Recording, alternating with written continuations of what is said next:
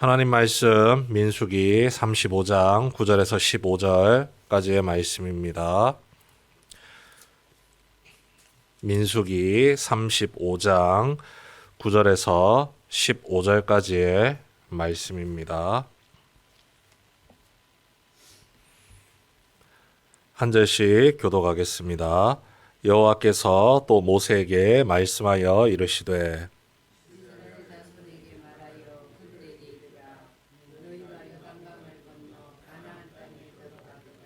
너희를 위하여 성읍을 도피성으로 정하여 부지 중에 살인한 자가 그리로 피하게 하라.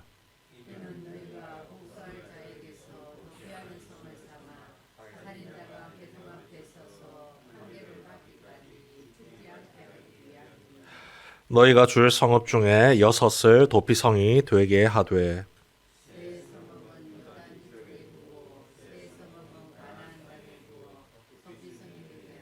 함께 읽습니다.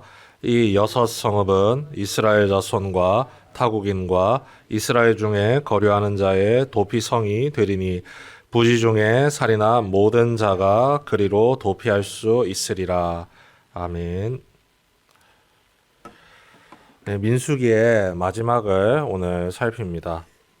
35장과 36장 두 장이 남았는데요. 35장에서는 이 레위인에게 몫으로 주어지는 성읍과 도피성에 대한 내용이 기록되어 있고 36장에서는 딸들에게 주어져야 할 유산에 대한 법을 정리하는 말씀으로 끝을 맺습니다. 일종의 부록과 같은 내용이 담겨 있는데 그냥 부록으로 이해하고 넘기기에는 굉장히 중요한 내용이라서 이렇게 마지막에 따로 기록을 해 두었습니다. 이들 말씀이 주어진 이유는 인간의 분노와 탐욕으로 인한 죄가 앞으로 살아갈 약속의 땅인 가나안 땅에서 나타나지 않기를 위함인 것이죠. 특히 이 도피성은 가나안 땅에 정착하게 될 이스라엘 백성들의 삶에 매우 중요한 요소로 자리를 잡습니다. 실수로 사람을 죽인 자를 보호하는 시스템. 일단 이게 근본이긴 한데 이것을 넘어서는 의미가 있습니다. 이 레위인에 대한 특수성이 있죠. 본래는 12지파 중에 한 지파였지만 애굽을 탈출하고 가나안 땅으로 향하는 여정 중에서 하나님께서 특별한 법을 세우셨습니다. 요셉 지파를 둘로 쪼개서 12지파에 편입을 시키고 이렇게 13개의 지파가 되었을 때 레위인은 내 자녀들이니 모두 나에게 돌려라. 그리고 12지파로 만들어 버린 것이죠. 하나님의 소유된 자들이기 때문에 땅을 분배를 할 때 이들은 땅을 받지를 못합니다. 우리 지파의 땅이다라고 할 수 있는 소유를 받지는 못하지만 그들도 하나님의 백성이기 때문에 살아갈 수 있는 삶의 배경을 부여를 받죠. 대신 12지파에 흩어져서 이 레위인들은 살아가면서 생업을 이어갈 수 있게 해줍니다. 12지파 곳곳에 흩어져서 그들이 받아야 될 성읍을 분배를 받습니다. 48개의 마을을 그들이 자기의 소유로 받는 것이죠. 크기가 이렇습니다.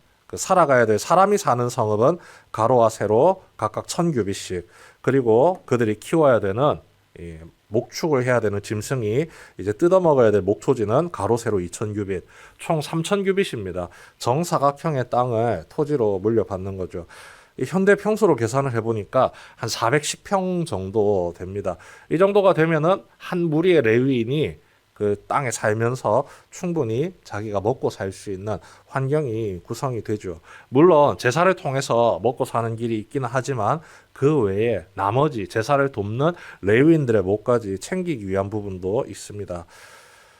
부족하지도 않고 또 그렇게 많지도 않은 딱 필요한 만큼만 허락해 주시는 거죠. 그렇게 하나님으로부터 생업이 보장된 레위인들이 해야 되는 일이 뭐냐? 12지파에 쪼개져서 흩어져 사는 겁니다. 그러면 그들의 입장에서는 굉장히 불안하죠. 두렵습니다. 왜 우리는 같이 뭉쳐서 살지 못합니까? 특별한 명령을 주시는 겁니다. 이스라엘 백성들을 위함이죠. 가나안 각지에 이스라엘 12지파가 흩어져 있습니다. 그런데 그들이 하나님 앞에 모일 수 있는 환경은 1년에 3번밖에 없습니다. 3대 절기의 시즌이죠. 나머지 날들은 그럼 어떻게 관리를 할까요? 그래서 레위인들을 각 성읍마다 흩어서 보낸 겁니다. 48개밖에 되지 않는 성읍이지만 그 48곳을 적절하게 거리를 떨어뜨려서 그 속해 있는 지파의 백성들이 마음껏 제사장에게로 나와서 말씀을 듣고 기도를 하고 또 예배를 드릴 수 있고 또 레위인을 통해서 하나님의 말씀을 교육받을 수 있는 기회가 주어져 있는 겁니다. 지금으로 치면 이 동네 각 지역마다 교회가 있는 것과 같은 겁니다. 어느 교회를 가더라도 하나님의 말씀이 동일한 말씀이 우리에게 선포가 됩니다. 그 말씀을 잘 듣고 또 잘 배우고 마음에 새겨서 우리가 한 주간 동안 살아가는 삶에서 그 말씀의 은혜를 드러내며 나아갈 수가 있는 것이죠. 왜 그러느냐? 하나님께서 선물로 주신 그 가나안 땅이 선한 땅이기 때문입니다. 그 땅의 죄를 정복하고 그 귀한 땅을 죄로 물들이지 않기 위한 하나님의 방책이었다는 거죠. 그런데 하나님께서 이렇게 귀한 방법들을 세워두셔도 결국 문제는 사람입니다. 사람 중에 의인이 없기 때문입니다. 모두가 죄인입니다. 아무리 조심하고 주의해도 사람은 넘어질 수가 있습니다. 특히 피 흘림의 문제에 대해서 사람을 죽이거나 상해를 입혔을 때 대한 문제, 굉장히 민감한 문제죠. 하나의 공동체를 순식간에 무너뜨릴 수 있는 문제이기 때문입니다. 특히 이 살인이라는 것이 계획 중에 철저한 계획 속에서 저 사람을 죽이고 말겠다 이런 복수심에 불타는 그런 것도 있지만 대부분은 우발적으로 일어나는 상해나 살인이 굉장히 많다는 겁니다. 감정에 북받쳐서 사람을 괴롭히는 문제들이 있는 것이죠. 이를 위해서 하나님께서 생명은 생명으로 갚을 것을 명령을 하셨습니다. 죽이면은 그 사람도 죽여라. 절대 돈을 받고 그 사람의 죄를 용서하지 말아라. 왜냐하면 생명의 주인은 하나님이시기 때문입니다. 사람이 벌어들인 그 하찮은 돈을 가지고 하나님이 주인 되시는 생명을 함부로 여기지 말 것을 당부를 하시는 거죠. 그런데 문제는 의도가 없는 부지 중에 벌어진 살인입니다. 악의가 전혀 담겨져 있지 않고 그냥 감정 싸움 중에 내가 그냥 살짝 밀었을 뿐인데 그 사람이 발끝에 돌부리에 걸려 넘어져 가지고 뒤통수를 돌에 찧어서 머리가 깨져서 죽는 그런 말도 안 되는 경우가 생기게 되는 거죠. 그런데 하나님께서 일단 법을 주셨습니다. 생명은 생명으로 갚아라. 그런데 본인의 입장에서 너무 억울하죠. 나는 그냥 밀었을 뿐인데 그 사람이 죽어버렸다는 겁니다. 그들을 위해 주어진 탈출구가 레위인의 그 48개 성읍 중에서 6개의 구별된 특별한 성읍입니다. 도피성이라고 부르는 거죠. 이 도피성에 들어간다고 모든 살인자가 다 구원받는 게 아닙니다. 의도를 가지고 살인을 했으면 그 사람은 도피성에 들어가도 끌려 나와서 죽습니다. 하나님께서 주신 생명을 함부로 대한 대가를 반드시 치르게 하는 거죠. 오직 부지 중에 살인한 자만이 그 성읍에 들어갔을 때 보호를 받을 수가 있는 겁니다. 그렇다고 완벽하게 무조건적으로 보호하는 게 아닙니다. 전후 사정을 다 따져서 그 사람이 재판을 받기 전까지, 그러니까 자신의 억울함을 확실하게 증명할 수 있는 그때까지만큼은 확실하게 보호해 주어라. 오늘날로 치면은 무죄 추정의 원칙과 같은 겁니다. 죄인으로 보지 말고 억울한 사람이라 생각해라. 그리고 그 사람이 재판을 받으면은 하나님께서 그 판결을 명명백백하게 내려주실 것이기 때문에 하나님의 판결이 있기 전까지는 억울한 죽음을 당하지 않도록 그를 지켜주라는 겁니다. 하나님의 법이 얼마나 무섭냐면요. 사람을 죽였을 때 그의 친족들은 피해 복수자가 되어서 그 살인한 자를 죽여도 죄가 되지 않는다라고 이야기를 하고 있기 때문입니다. 그래서 그들이 안전하게 숨어 지낼 수 있는 곳은 도피성밖에 없습니다. 만약 시기를 놓쳐서 도피성으로 늦게 들어간다. 들어가려고 할 때 그 피해 복수자를 만나서 죽는다. 그럼 어쩔 수가 없는 겁니다. 운 좋게 도피성에 들어가서 안전을 확보했다 치더라도 그 사람이 마음대로 도피성 밖에 나와버리게 되면은 그 바깥에서 얼마든지 피해 복수자에게 죽을 수가 있습니다. 오로지 도피성 안에서만 보호를 받을 수가 있는 것이죠. 한마디로 특별한 은혜입니다. 그 안에서만큼은 하나님께서 정해두신 모든 것에 예외가 되고 은혜와 자비로서 보호를 받을 수가 있다는 거죠.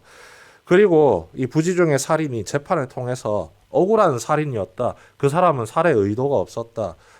안타깝지만 그 죽은 가족들에게는 애도를 표하고 이 사람은 억울함을 면한다. 이런 판결이 내려졌습니다. 그렇다 할지라도 살인은 살인인 거죠. 마음속에 부담을 지는 것뿐만이 아니라 그에게 지워지는 실제적인 부담도 있습니다. 대가를 치르는 것이죠. 그 대가는 살인자가 치르지 않습니다. 대제사장이 치릅니다. 대제사장이 그 해에 이제 자신의 죄에 대한 판결을 내려준 대제사장이 죽는 그때까지 그 사람은 도피성에서 나올 수가 없습니다. 고향에 돌아가고 싶습니다. 안 됩니다. 무조건 도피성에 살아야 됩니다. 정말로 가고 싶으면 대제사장이 죽은 이후에 가라고 하는 겁니다. 새로운 대제사장이 세워지면 가라는 거죠. 이게 무슨 뜻이냐면 그 대제사장이 판결을 내리고 그 사람의 부지 중에 저지른 살인의 죄를 그 사람이 짊어지고 간다는 겁니다. 마치 번제, 속죄에 드리는 어린 양과 같은 개념이 있는 것이죠. 그 전까지는 이 부지 중에 살인한 사람도 자신의 억울함이 드러났지만 그래도 사람을 죽였다는 사실은 변하지 않습니다. 죽였다는 사실을 통감하면서 어쩔 수 없이 살아야 되는 거죠. 어떤 이유로든 하나님께서 주신 생명을 함부로 여긴 잘못이 있기 때문입니다. 레위인이 이스라엘 백성들 가운데서 왜 필요한지가 여기서 나타나는 거죠. 아무리 가르치고 지도를 해도 갑작스럽게 벌어지는 당혹스러운 일에 대해서 이스라엘 백성들을 차분하게 안심시키고 말도 안 되는 상황 속에서 그 사람들끼리의 분란의 조짐을 레위인이 정리를 하고 또 사람의 마음이 죄로 물들지 않도록 다잡는 역할을 레위인이 하는 것이고요. 그 레위인 중에서도 특별하게 세움받은 대제사장은 자신의 죽음을 통해서 다른 사람의 죄까지 짊어지는 화목제물의 역할을 어느 정도 보여주고 있다는 겁니다. 그리고 이 대제사장의 이 도피성 제도에서 나타난 대제사장의 모습은 앞으로 모든 죄를 구속하시고 우리를 위해 죄짐을 짊어지시는 예수님의 모습을 조금씩 보여주고 있다는 것을 알려주고 있습니다. 대제사장은 수명이 다 되면 죽습니다. 그렇게 죽고 나면은 그 사람이 이제 죄를 용서받는데 지금을 살아가는 우리 입장에서는 완벽한 희생 제물이 되시고 완벽한 대제사장이 되신 예수님의 십자가의 죽음 덕분에 우리가 마음대로 살아갈 수가 있는 겁니다. 거주의 제한이 없습니다. 하나님 앞에서 예수 그리스도 이름으로 회개하고 어디든지 나아갈 수 있는 자유의 은혜가 우리에게 주어져 있는 것이죠. 그리고 예수님께서 성령님을 통해서 그 귀한 사명을 우리 성도들에게 허락해 주십니다. 하나님께서 우리 그 역할을 맡기시는 거죠. 하나님을 믿고 의지하는 성도들을 하나님께서 의도적으로 세상 속으로 보내십니다. 우리가 생각하고 사모하는 바는 하나님 품에 모여서 하나님의 인도하심과 위로하심 속에서 보호를 받고 위로를 받고 평안과 안녕을 누리며 살아가길 원하지만 하나님께서는 그 안전한 울타리에 우리를 가둬두지 않으시고 이곳에서 받은 은혜를 가지고 세상에서 사람들과 함께 어울려 살아가라고 레위인의 역할을 허락해 주십니다. 하나님을 알지 못하는 자들의 삶을 죄가 지배하지 못하도록 하나님의 은혜와 소망을 품고 나가는 우리를 통해서 그들을 깨우치고 권면하고 지도하고 인도하는 사명을 허락해 주신 겁니다. 더 나아가서는 그 영혼들을 하나님의 품으로 이끌고 나아오는 전도자의 사명을 함께 허락해 주신 거죠. 그저 교회에서 머물고 기도하고 찬양하고 예배하는 수동적인 삶이 아닙니다. 예배자의 삶의 목적이 세상의 구원을 위해 주어져 있음을 우리에게 이 말씀을 통해서 알려주고 계시는 거죠. 우리를 통해 세상에 하나님의 사랑과 예수 그리스도의 구원의 은혜 또한 성령님의 도우심과 돌보심의 은혜가 우리 각 사람의 삶을 통해서 세상에 온전히 전해집니다. 그 은혜의 사명을 레위인들처럼 하나님의 귀한 자녀된 우리가 받고 지금 감당하고 있습니다. 온전히 감당하기 위해서 내 모든 삶이 하나님의 말씀 위에 굳게 세워지기를 위해서 기도해 주시고 또 흔들리지 않고 기도와 간구로 굳건히 세워나가는 믿음의 자녀 될 수 있도록 이 시간 함께 기도하며 나아가는 주님의 귀한 믿음의 자녀 되시길 주님의 이름으로 축원합니다.